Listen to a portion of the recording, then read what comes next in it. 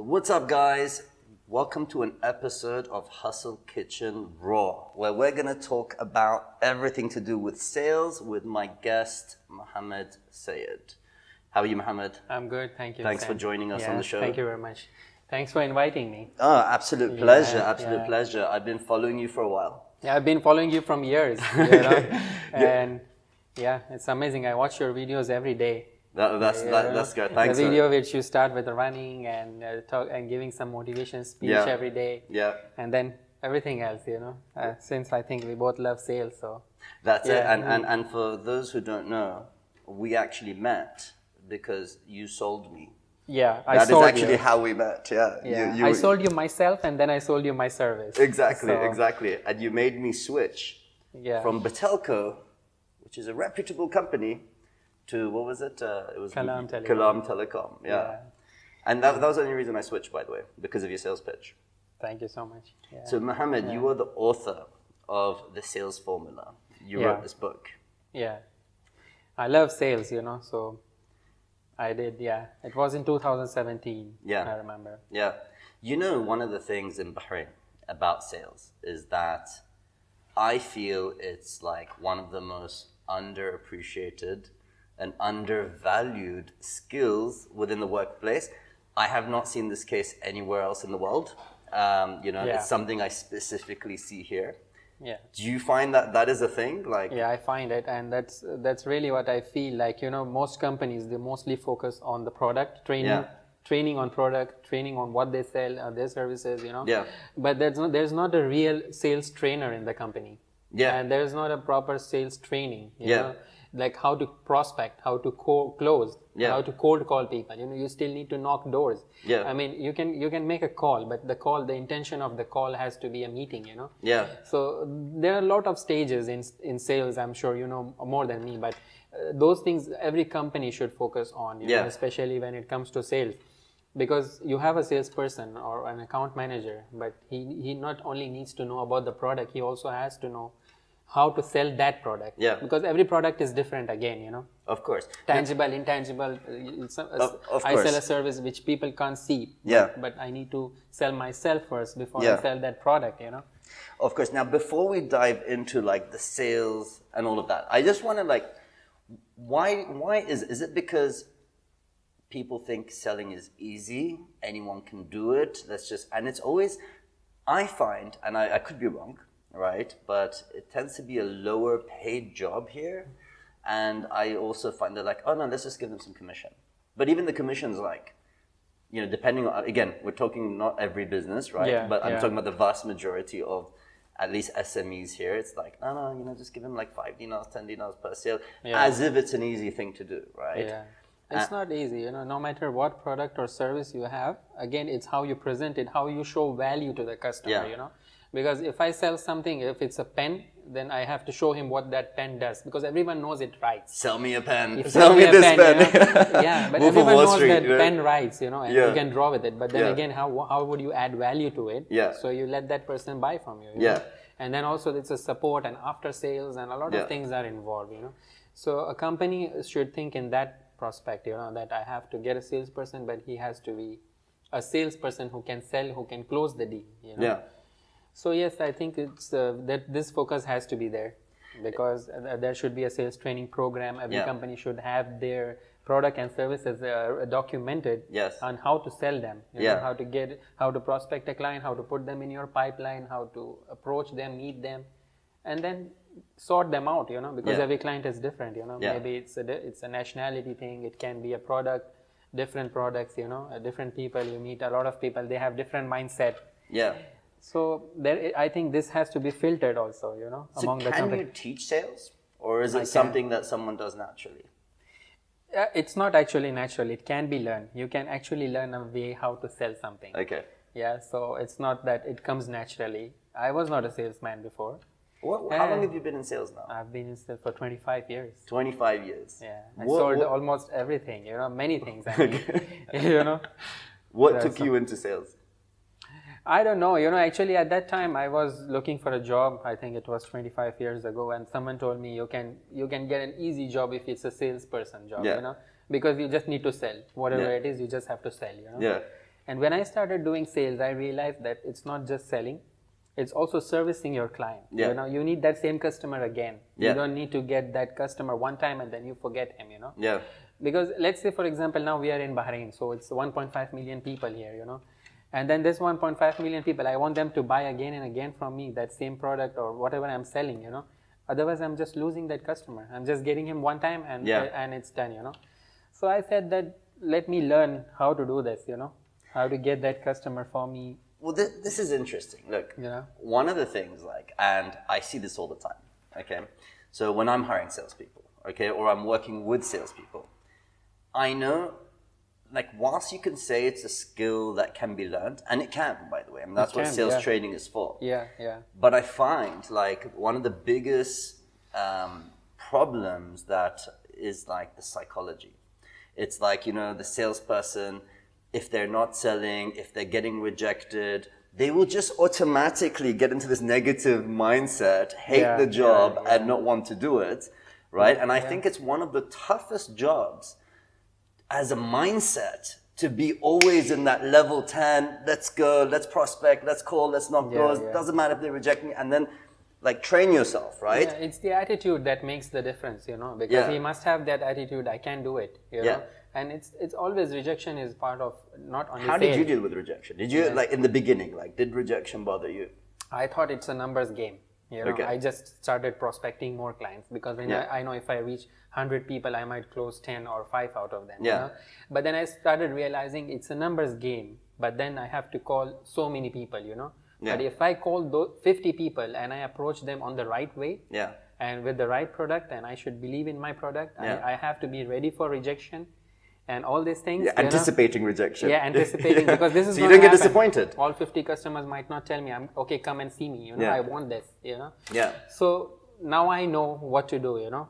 I just sort out 50 people who I can sell my product to, and then prospect them in a proper way. I get 40 rejections, I get 10 acceptance, you know. I meet those 10 people, I can close 5 or 3. Makes sense. That logically totally makes sense. I'm saying it's the psychology behind that rejection that puts a lot of people off. And you know, sales to me is everything, right? So it's everything two for things, everyone. Marketing and sales, right? That's what I believe in.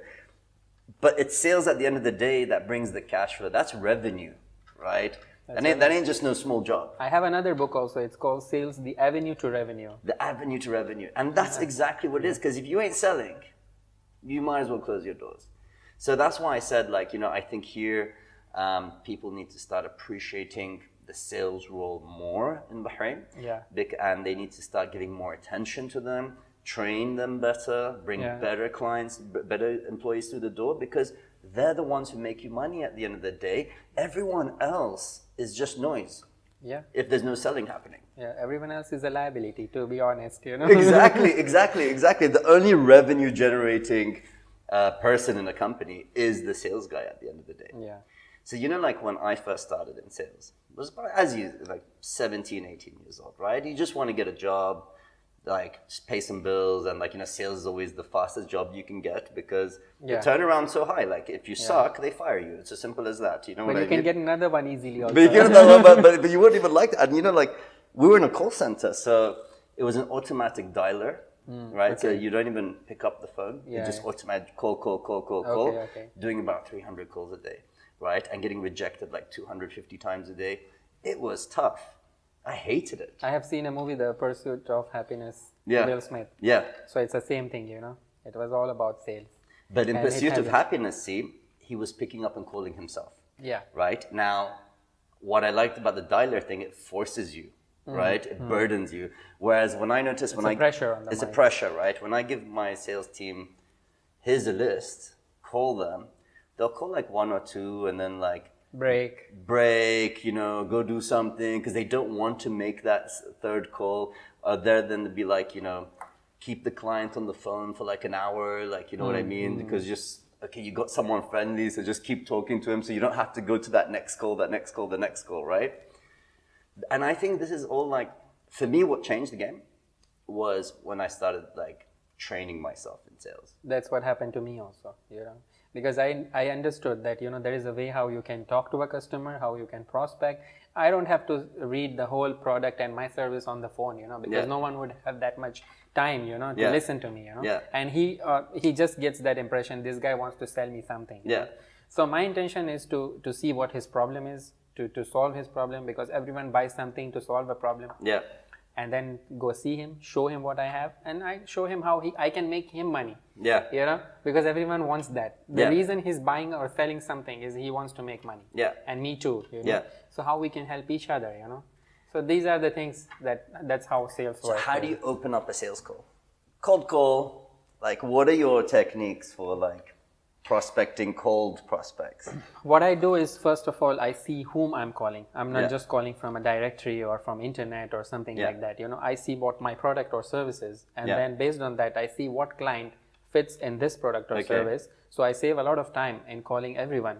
You know, or just calling randomly people. You know, and they just say, "Oh, who's this?" You know, it's like knocking every door in one building. But I might not need all of them, and they also don't need me. You know. So I sort out those customers, I see the list, and I shortlist them, and I find the right person to talk to, because the gatekeeper is the most important person. How do you pass the gatekeeper? Good question. So the gatekeeper, I need to see now, the gatekeeper can also be an influencer to the decision maker, you know. So I try to get some information that, hi, I'm calling from so-and-so company, I have this product, but I would like to see if I can get in touch with the right person, you know, or I can meet him. So I don't say a lot of things about my product, you know. Just like Hustle Kitchen, they don't say what they sell. No one knows. No one knows what Hustle Kitchen is, you know. Same thing, you know, I just try to get an appointment first so I can show what I can do. You know, I'm not losing anything. I might lose, he might say, okay, call me later. I'll put him in my pipeline. I'll call him again. I'll try to Do you have any like special tips or techniques to get past the gatekeeper who's being very protective? Very protective. I see, what I do is mostly I try to find out who is the decision maker in that company. Okay. You get this a lot, right? Where they're being protective. They're like, send an email. Or we have everything, we are okay. Oh, we have okay. But you know, usually I don't get, like, for me in my experience, I get the, okay, sounds interesting, send an email. And they don't put you through to that right person. What do you do then? See, when I make a call, I know about the company because I research on them. I don't just call randomly. So I know what that company does, what do they have. So I speak a little bit about that also. And I find out who's the decision maker or who's the influencer, you know. So I say, I tell them that, okay, I want to speak to this particular person, you know. Can you connect me to this particular person, you know. And then they say, okay, what is it regarding, you know. And then I say, okay, I'm calling from this company and I would like to meet him. I don't still talk about my product or service, you know? So this is one way. And the person might say, okay, he's busy right now, but he won't say send an email now. You know, because he doesn't know that I'm selling something or what. Then he's, okay, I'll call him back again, you know. And then I can keep calling or just try to get in touch with the person, you know. And then I can send an email also, you know. But without, I know the email address. I have done my research. I have done my homework, you know. And then I can do a second call and say, you know, I have sent an email. My name is so and so. You know, I would like to speak to this person. I just want to know if he received my email. You know? And sometimes I also put those customers in a pipeline because I know where their location is. If I have a meeting in that area, I just pass by. I just say, okay, hey, I'm here. I was passing from here. I have sent you an email last time. So I want to know if this person is available right now. So this is the third way, you know. Okay, if he's not available or he's busy, so I'll just drop my card. You know. So I have one more way, you know. So do you send an email when they say send an email?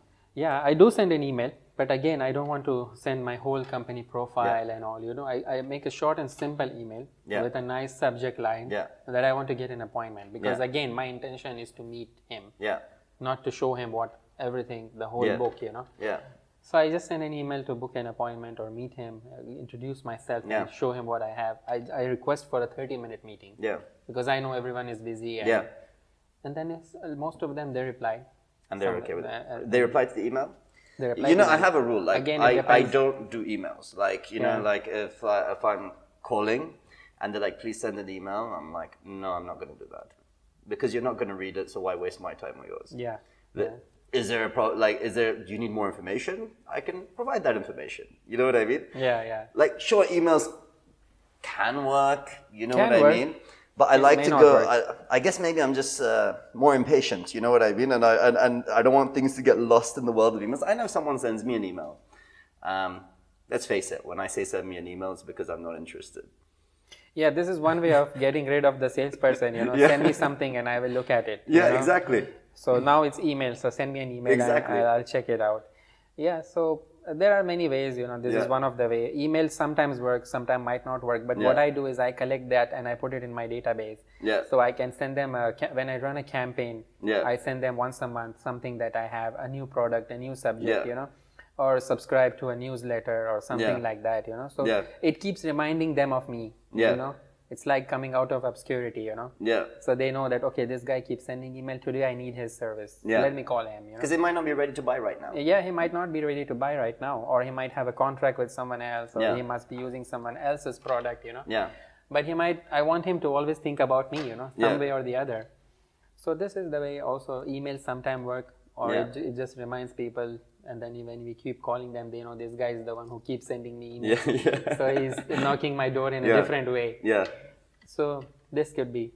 Do you have scripts? Like, do you prepare scripts for your sales calls, or like? Actually, I believe script is very important, but it should not sound like a script when you talk. Of course not. Of course not. Yeah. So I have a script. I make a script for different type of services that I offer. Yeah. And then I use that script in a way it doesn't sound like I'm reading. Yeah. Because it should sound natural on the phone. Customers can feel if you're repeating the same thing. You don't repeat the same words. You don't usually use the same script for every single customer, So I keep mix and match, I keep changing the script. I have many scripts which I follow for different companies. Oh, really? Okay. But I don't really follow exactly because I know what I'm talking about, but still it's helpful sometime, Yeah. Because you might get, if I know that a customer is talking too much, I know that he has an interest. Yeah. He has a level of interest. Yeah. Maybe it's on a very initial stage. So then I talk more. Yeah. When I see he's just trying to get rid of me, then I know that, okay, why don't I call you next time when you are available or when you have time? Or why don't I just pass by and we have a chat for 15 minutes? Yeah. I know it is going to take more than 15 minutes. Yeah, of course. But this is just one of the ways to say, okay. Yeah. Because it's not that I just want to sell him something. I want him to know what I have, what we offer. It can help him. I want to help them. Because if I help them, then he's going to come back to me again. Yeah. And sales is just not just sales, it's after sales also. At what point when they're not interested, do you give up? See, to be honest, for me, Bahrain is small. I don't give up on any customer because everyone is in the pipeline somewhere. If somebody is there, he's in a pipeline somewhere. Of course, there is a new year every year. There is a birthday every year. He has a birthday every year. He gets a text from me. He gets an email from me somewhere. So unless he dies, then you're going to continue. I'm going to continue. So he has to die or leave Bahrain because I don't call outside Bahrain. Okay, that's funny. That's interesting. Okay, so because I have a product, but I might change my product. I might change my service. I might work somewhere else. I might have a new business. So I might need him for that. I would like to help him. And he's helping me. So it's both ways. Makes sense. Makes sense. I like that. You stop when he dies, but or I die, or you don't. So you don't ever think this product just doesn't match his needs. So let's just leave him alone. That's it. Let's move on. But you keep a pipeline. By the way, it's really important that you keep a pipeline, right? Yeah, you keep a pipeline. It's a database. You met this person. You have his number. Yeah. You remember him. You might not remember him, but he might remember you. So everyone is a pipeline. Everyone should be in your pipeline. I mean, everyone you called, everyone you met, everyone you emailed. It can help you to sell him something, and it might help him. And he can refer 10 more people. That is true. Just like me, I get sometimes calls and I just give your Instagram account to go through it. I don't tell him to call you, and because I know once he reads that, he watches your videos and he's automatically going to call you. Yeah, he can make up his own mind. I don't want that person to think that, okay, I'm referring him because he's my friend. I'm saying just follow him. See what he does. It makes sense. Makes sense. So how important is the follow-up? How hard do you follow up? Oh, follow-up is money. Yes. Follow-up is cash. Follow-up is cash. So this is what I believe. So what's your follow-up process like? Okay. So I don't follow up on the customers. Like I called him one time. I know I need to see first his level of interest now, where it is. Yeah. If his level of interest is okay, I'm going to think about it, then I cannot follow up so fast. Yeah. I have to follow up, but I follow up in a different way. Yeah. Like sometimes, as I said, I send greetings, or I just try to see how I can send him something, like a document or a gift or something like that. It depends again on the type of deal or the type of customer and the service that I'm selling him. Yeah. And the follow-up is also like if somebody says, okay, send me a proposal. When I send him a proposal, then the follow-up is stronger now because he has something. Yeah. He's working on something. Yeah. He's researching on something. Yeah. He's doing a market research. Yeah. So in that case, the follow-up is different. Yeah. Then I follow up with him. I check with him that, okay, what do you think about the proposal? Is it about price? Yeah. Or is it about the value that I'm adding? Yeah. Okay, nobody is going to say that your product is the cheapest in the market. Yeah. I'm not going to get a customer who will say, oh, you're selling very cheap. Yeah. So first of all, his rejection will be that, okay, can you do something on the price? Yeah. And then again, I have to arrange another meeting. I try to come and see him again instead of just changing the price and say, okay, this is it, sign. Yeah. That's not what I want to do, So again, the follow-up is again giving me an opportunity to meet the person again because now he wants to meet me. Yeah. Makes sense. Makes sense. Now he wants to meet me. Interestingly with proposals, right? So like obviously I sell different types of product. I don't sell a physical product, right? I sell services. Yeah. Right? And I believe you have the upper hand until you give a proposal. In a sales meeting, right? Yeah. Like if you've sold him, convinced him on your services, you are still in the power of negotiation right now. You still have the upper hand till you give the proposal. That's like showing your hand in the cards. You know what I mean? Now he has the price. You know what I mean? Now he'll be like ignoring you or whatever if he didn't like the price, for example, right? So then the follow-up comes into play. When I do the follow-up, I make sure that I add value to the proposal. Yeah. So when he says, okay, I think it's something is wrong or I need to change, I add something else in it. So I'm saying, okay, I'm going to do this free for you. Yeah. Why don't you try it? Go for it. Yeah. It's not about money. Just see how much value I'm adding to it, Yeah. And then again, if it comes to money, then I try to see what I can do. Yeah. To help him out. Yeah. I try to do it something on installments or something which will be flexible payment plan for him, Yeah. But I know that if I have a right product and a good service and a good product, he's not going to leave me. And he will definitely continue with me, So I won't think much about my cost. Yeah. But I would think to get a customer who I can serve and he likes my product and service, he's going to stay with me forever. Do you know what, Mohammed? Like over the years, and like you learn things the hard way, right? So now I'm 37 years old. I'm 41. You're 41, okay? So been in the game like 20 years or whatever. Seen all types of people, all different sorts of situations. Yeah. And so like what I do personally, I will never give you a proposal unless I've sold you already. Like I make sure the deal is done, as in it's 99% done, right? Now a proposal is just a formality. You know what I mean? Otherwise, I don't bother sending the proposal. You know what I mean? And if I feel like I'm not going to win the deal, then you don't get a proposal from me. So only when it's 99% done. So I will never just sit and take a requirement. You know what I mean? I'm going to go through all your problems, how I can solve them, all the needs, until I feel this is a done deal, then you get my proposal. Okay, so Mohammed, going back to your book, The Sales Formula. I've read the book, by the way. Okay. I think it's a great book. Okay. You know what I mean? And I think it's very spot on. Thank you. Do you train people in your company? No, I don't train people. Okay. Because we work in a different way, so they're already in the team, Okay. Yeah. But I can train if they want me to train. Yeah. I mean, sales training. Sales training, that's what I mean, yeah. What do you think is like when someone first, let's say you've got someone just joined sales, right? Okay. What advice would you have for them? Never give up. And you have to face rejection. Rejection is a part of this game. You know? And I have to also advise him that he needs to love the product that he sells, the service that he sells. He has to believe in it. Yes. Because unless and until he does not believe in it, that it's really a good product or service, he's not going to sell it. This is a very good point. Yeah. Would you sell a product you don't believe in?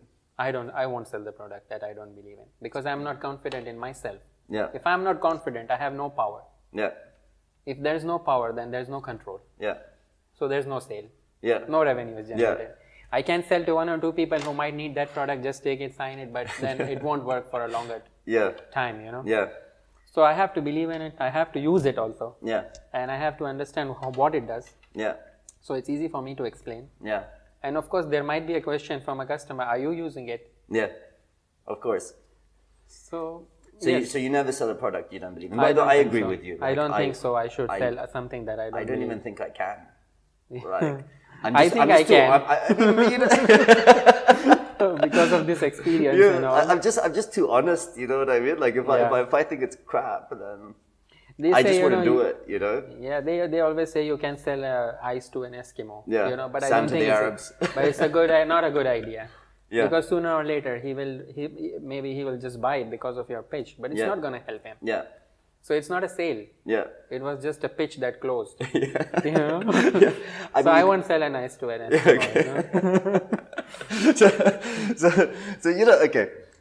Here's the thing, right? It's like I hated sales in the beginning. Me too. Right? No one likes it, by the way. By the way, I didn't even think seasoned professionals like it. You know what I mean? In school and colleges, they don't say, okay, you're going to be a salesperson one day. Yeah. So, I learned to love it, right? But I really hated it in the beginning. And for me, the reason I hated it was because and this comes back to the initial point I was making, is that they just throw you in the deep end. And they're like, I had this job, right? And they're like, we're going to sell. It was an events training. It was a training institute. Okay. There were no classes. There were no teachers. Right. Okay. If you sell, they'll make a class for that. Okay. $3,000 a seat. Okay. It wasn't even the easiest sell, right? And I just moved to Australia. There's a phone, and there's the yellow pages. If you remember the yellow pages, right? Yeah, I remember. So they're like, we grew up with that. Exactly. So they're like, my course with banking, finance, whatever, right? I don't know anyone in Australia. I don't know any of the areas at that time, right? And they're like, go make money. No training, no guidance, no nothing. And this is why I really hated it, because you're almost like going out trying to figure it out on your own, right? And this is what I'm saying, like, training is so important, because it's the difference between knowing what you're doing and not knowing what you're doing. So you're selling or you're not selling, right? And training will actually make you love the job if you actually know what you're doing. Yeah, this is why, let's say you send me a location for your office, and I didn't know where your office was. Yeah. So I just followed the map. Yes. So I didn't know where I'm going, but I was following the Google map. Yeah. But if you told me that your office is in this opposite to this petrol station, I would have come because I knew what I'm doing. Yeah. I would have come directly. Exactly. So it matters, Exactly. That I know what I'm doing. Exactly. And I was just following something. Yeah. Now I know how to go back to my office. Exactly. Because I know what I'm doing. Exactly. This is what I'm saying. So your book, training, there's a big deficit and a lack of training material or sales-related material here. I've seen it happen. I wrote that book for myself, by the way. It was not an intention to publish it, because I wanted to see now how I am prospecting. I want to note down, I write down everything. Yeah. How I prospect, how I cold call, where are my mistakes, how I can correct it for this client, and what went wrong in the deal. Yes. It could have gone right. Yes. But I did something wrong. Yeah. So I should not do this next time. Yeah. So I learned this by my own book. I started reading what I was doing. I started writing how to follow up, because follow up is the place where every sales, the money is in the follow up, and also the mistakes are in the follow ups also. Yeah. Because sometimes you just call somebody at a random time and he's doing something, he's very busy. He might ignore you and he might feel irritated. So follow up has a technique and a trick how to follow up and see. Also to check the seriousness of the deal, where we are, because there is no point of following up 100 times for a client who's not even ready, who's not even convinced. Totally. Yeah. And by the way, the thing is, what I believe is there's no such thing as a product being too expensive. I don't think so. Yeah. There's just a lack of value. Yeah. It's not like you can say that I don't want to spend. I don't have money. You don't see the value. I don't see the value.